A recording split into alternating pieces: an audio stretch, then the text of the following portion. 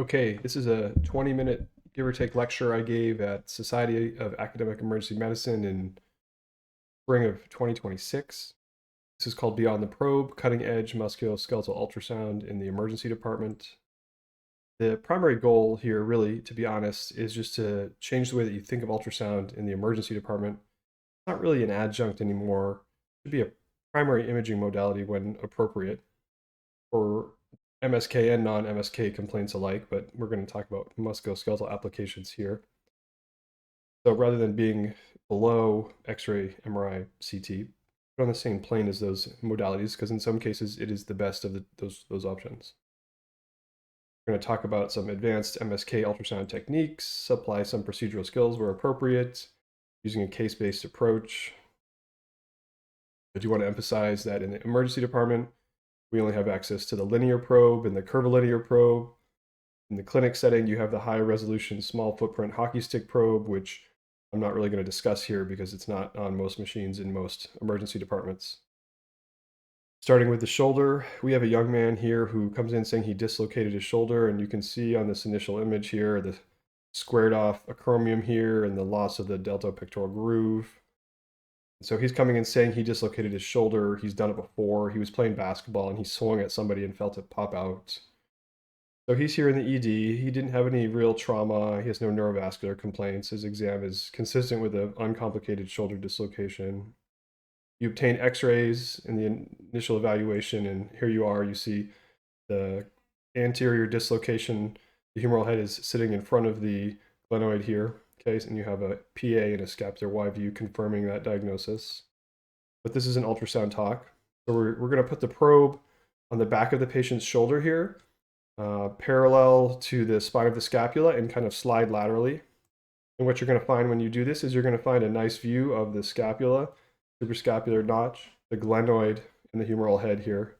Okay, remember the probe is posterior on the back of the shoulder, and therefore this articulating humerus is sitting right on the glenoid. In a patient with a shoulder dislocation, such as in our case, what you're going to see now is the humeral head is sitting inferior to the glenoid cavity here, or further away from the probe.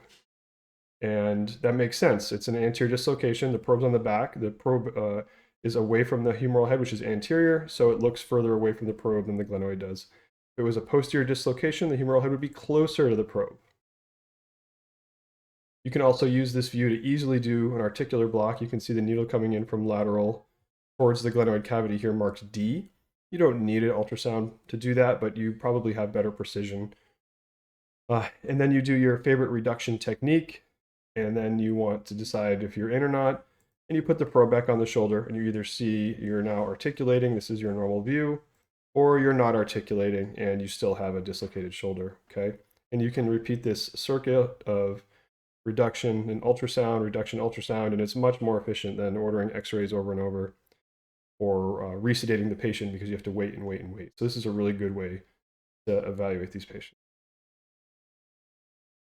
The second case is a patient with elbow pain. Specifically, he's complaining of swelling on his elbow. He's a truck driver.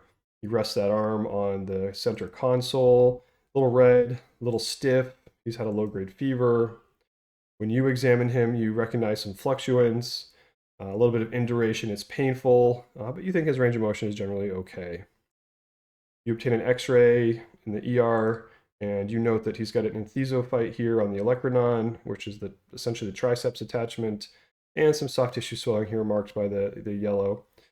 He's got a little bit of arthritic changes in the joint proper, and absent, there's no posterior fat pad here.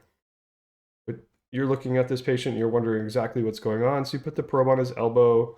This is on the distal humerus, and then you just slide it right over here to the olecranon, and you see this. You see a nice, well-circumscribed hypoechoic fluid collection, which you aptly diagnose as olecranon bursitis, and the skin otherwise looks good here. If you were to see septic olecranon bursitis, the distinction here is you now see the skin is much more thickened. There's cobblestoning like you would see in cellulitis. The fluid collection can look a little more heterogeneous, and then this view is in short axis, which is why it looks a little bit different. But you're also worried, does this patient have septic arthritis? So you take the probe in that same position you were in before, and you just look, and now you can see a good view of the triceps muscle and tendon and long axis as it wraps over the olecranon distally. This is the humerus here, and then the fat pad, this triangular structure, that's what we really care about, sitting deep to the triceps muscle. And when you see a fat pad sign on x-ray, that's what they're talking about. So this is normal. And if this patient was to have an effusion, here's a similar sort of view. It's not exact, but now you see the fat pad is displaced off the humerus, and you see a big fluid collection here, right? And if this is our patient, you would say, hey, this patient has an effusion, and he has what we think could be septic bursitis. Does he have septic arthritis? Whether you see this view or this view, you have very confidently and quickly ruled in or ruled out septic arthritis in your differential.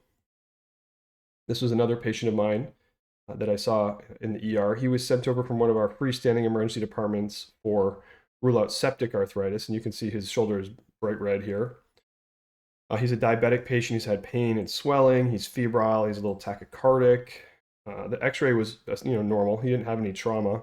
His inflammatory markers are elevated. Orthopedics evaluated him and said, this is just cellulitis. Admit the patient to medicine, and I was like, I'm not so sure. So I put the probe on the back of the patient like we do with our shoulder dislocation, and I saw this. Here's your glenoid cavity, here's your humeral head, and notably there's no effusion here.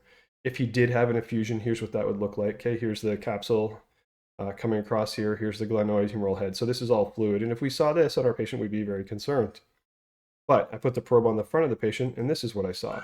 Okay, this is along the muscle belly of the mid-substance of the biceps in short axis. This is the humerus in short axis. And this whole thing here, Mark, this is actually the formal ultrasound, but it's a giant pocket of pus. Okay, this is all muscle and induration around it and swelling. In the middle here is sort of this necrotic muscle.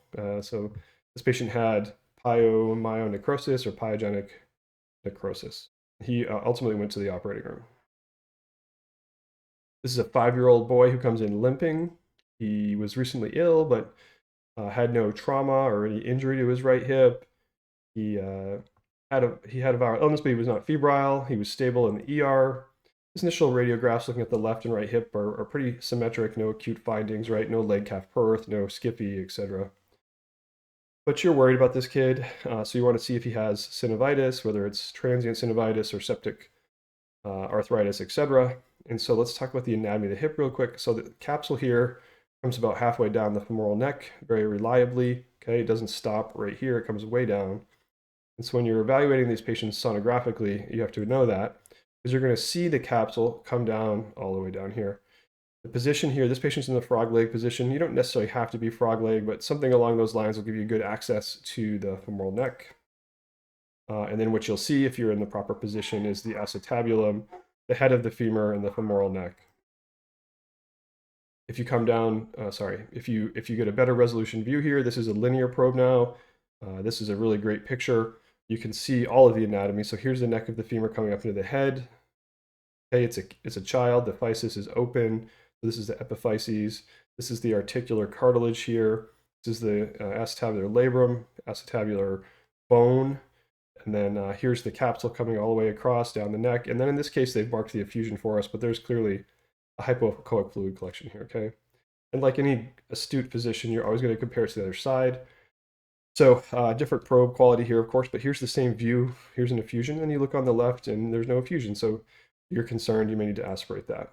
And from that same position, you can drive a needle right down into the head of the femur and put a needle in that fluid collection and aspirate. So very easy to do an arthrocentesis, or in my case, often in clinic, is a joint injection from that position. And our last patient, this is a patient I had in the ED recently as well. He presented with acute left knee pain and swelling and some delirium. He's had known arthritis. He had some kind of remote procedure. He's not sure what. He had a corticosteroid injection a few weeks ago. And then his nursing home staff basically said he was more confused and sent him to the hospital. His initial x-ray really didn't reveal much other than that he had an effusion. I just want to point out the anatomy of the knee here a little bit. So the suprapatellar bursa here sits above the kneecap. It is really an extension of the joint proper. More aptly would be called a recess. It's not a discrete bursa. On x-ray, when the patient has a large effusion, you can see that distension. Okay, all the fluid collects in the bursa, not between the femur and the tibia. That's a relatively fixed space. On ultrasound, you can easily find the bursa. So here's all 4 quadriceps muscles. We're just a little proximal to the quad tendon proper. And when they have an effusion, what you would see below the quad tendon, which is somewhere right about here, here's the femur and short axis, is you see this large fluid collection in the suprapatellar recess. Then you go into long axis of the quad tendon here. You see the patella, here's the quad tendon. Here's some prefemoral fat. We don't quite see the femur in this view, but here's a large fluid collection here too. And this is the suprapatellar recess as well. And if you're going to do an arthrocentesis in a patient like this, where you're trying to rule out septic arthritis, your approach is always going to be the suprapatellar recess. So here's the kneecap. The probe is very clearly proximal to the kneecap. The needle's coming in from lateral to medial with an excellent needle visualization into this very large fluid collection. So this is a great demonstration, and this is how you should do all your knee arthrocenteses.